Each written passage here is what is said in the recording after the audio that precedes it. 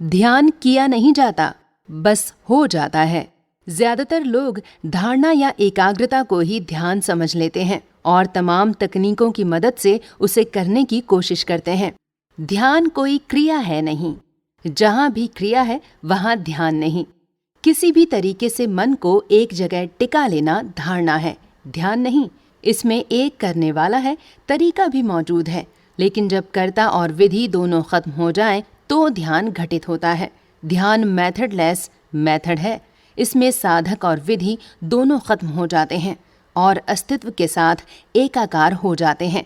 शायद इसलिए कहा जाता है, ध्यान किया नहीं जाता, ध्यान हो जाता है। विज्ञान भैरव तंत्र में शिव ने ऐसे 112 तरीके बताए हैं जिनके जरिए ध्यान की अवस्था में पहुंचा जा सकता है। इनमें से किसके लिए कौन सा तरीका काम करेगा ये निश्चित नहीं है। जो भी तरीका काम कर जाए उसे साधना चाहिए। एक तरीका काम नहीं कर रहा है तो दूसरे को आजमाया जा सकता है। मन का स्वभाव ही ऐसा है कि वो या तो भूतकाल में रहना चाहता है या भविष्य में। लक्ष्य है मन को भूतकाल और भविष्य की ओर से हटाकर मौजूदा पल पर ले आना। मन के वर्तमान में आने का मतलब है मन खत्म, और मन का खत्म होना ही ध्यान की ओर ले जाएगा। कुछ तरीके हैं जिनके लगातार अभ्यास से धारणा को साधा जा सकता है और इसी के बाद ध्यान घटित होगा। इसमें सबसे पहले है प्राण धारणा। इसका मतलब है सामान्य तरीके से आ रही सांसों का साक्षी बन जाना। गौतम बुद्ध ने इसे विपश्यना कहा है। इसमें किसी शांत जगह पर आरामदायक आसन में बैठ जाएं और आंखें बंद कर लें। एक साधारण सांस लें और जाने दें। इसके बाद हर आती और जाती हुई सांस को देखें, उस पर अपना ध्यान लगाएं और उसे महसूस करें। उसके पूरी तरह से साक्षी हो जाएं, मानो कोई और है जो सांस लेने का काम कर रहा है और आप सिर्फ उसे देख रहे हैं। सांस पूरी लेने के बाद और उसे छोड़ने से बिल्कुल पहले कुछ पलों का गैप होता है। इसी तरह सांस पूरी तरह छोड़ देने और दोबारा लेने के बीच भी कुछ पल खाली होते हैं। गैप के इन पलों को भी मिस नहीं करना है, इन्हें भी देखना है। सांस सामान्य तरीके से आती और जाती रहेगी। सामान्य लोगों को शुरू में ये क्रिया आसान नहीं लगेगी, क्योंकि मन को सांस पर टिका कर रखना मुश्किल होगा। मन इधर उधर बार बार भटकेगा। ऐसा होता है तो मन से जूझना नहीं, वो जहाँ जाता है जाने दें। लौटकर फिर सांसों पर आ जाएगा और टिकना शुरू हो जाएगा। इसके बावजूद जिन लोगों को ये तरीका मुश्किल लगता है या उनका मन टिक नहीं पाता, उनके लिए दूसरा तरीका साउंड मेडिटेशन आसान हो सकता है। साउंड मेडिटेशन में ध्वनि के माध्यम से मन को वर्तमान की ओर लाया जाता है और विचारों के प्रवाह को थामा जाता है। इसके लिए किसी आरामदायक आसन में बैठ जाएं, ओम का उच्चारण करें और उस पर अपना ध्यान लगाएं। सांस सामान्य तरीके से आती जाती रहेगी। कोई कोशिश नहीं करनी है, न तो ओम के उच्चारण के लिए और न ही सांसों को लेने और छोड़ने के लिए। सब कुछ जितना सहज उतना बेहतर। कई बार लोग ओम का उच्चारण खुद न करके उसकी ध्वनि चला देते हैं। ईयरफोन लगाकर भी ध्वनि पर ध्यान केंद्रित किया जाता है।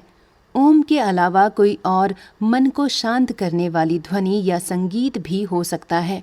इसके पीछे विचार ये है कि ध्वनि आपके मन को वर्तमान की ओर ले आएगी और विचारों का प्रवाह थमने लगेगा। जब मन शांत हो जाएगा तो ऐसा लगने लगेगा कि अब आवाज़ की भी ज़रूरत नहीं। बेहतर होगा कि 5 मिनट के लिए ध्वनि चला दें, उस पर ध्यान लगाएं। 5 मिनट बाद ध्वनि अपने आप बंद हो जाएगी और आप ध्यान में उतर जाएंगे। तीसरा तरीका है शरीर प्रेक्षा ध्यान। इस तकनीक में शरीर के एक एक अंग को पूर्ण साक्षी भाव से देखा जाता है। इसके लिए किसी आरामदायक आसन में बैठ जाएं या शवासन में लेट भी सकते हैं। आंखें बंद रखें, पूरे शरीर को ढीला छोड़ दें।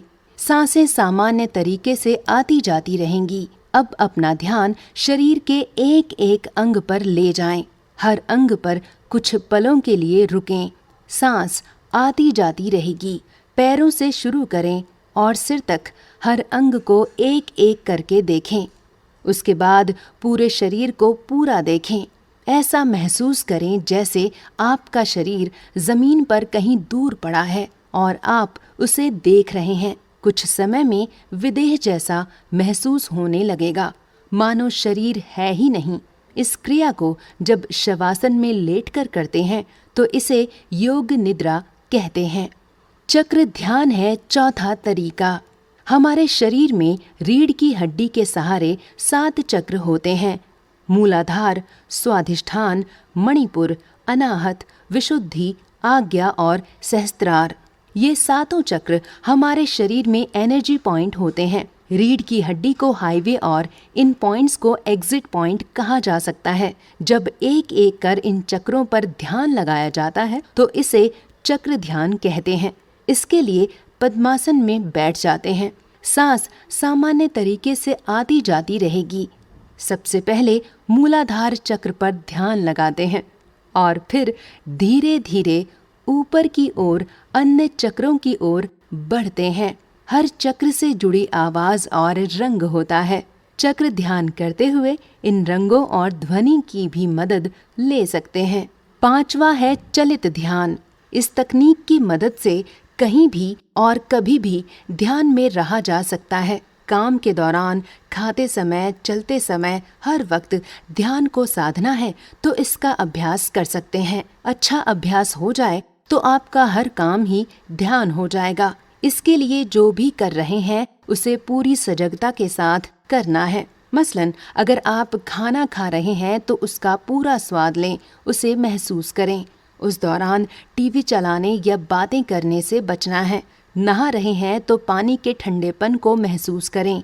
चल रहे हैं तो महसूस करें कि कैसे आपका एक एक कदम आगे बढ़ रहा है। इसी तरह अगर दिनचर्या के दौरान हर काम के साक्षी बन जाएं तो चलित ध्यान घटित हो सकता है। ध्यान के दौरान कुछ बातों का ख्याल रखने की ज़रूरत है। ध्यान से पहले करीब 25 मिनट आसन करें। उसके बाद करीब 20 मिनट प्राणायाम। इससे शरीर और मन तैयार होगा। ध्यान के लिए निरंतरता बनाए रखनी जरूरी है। शुरू में मन काबू में न आए तो चिंता की बात नहीं, उसे खुला छोड़ दें। जहां जाता है जाने दें। अभ्यास करते रहें।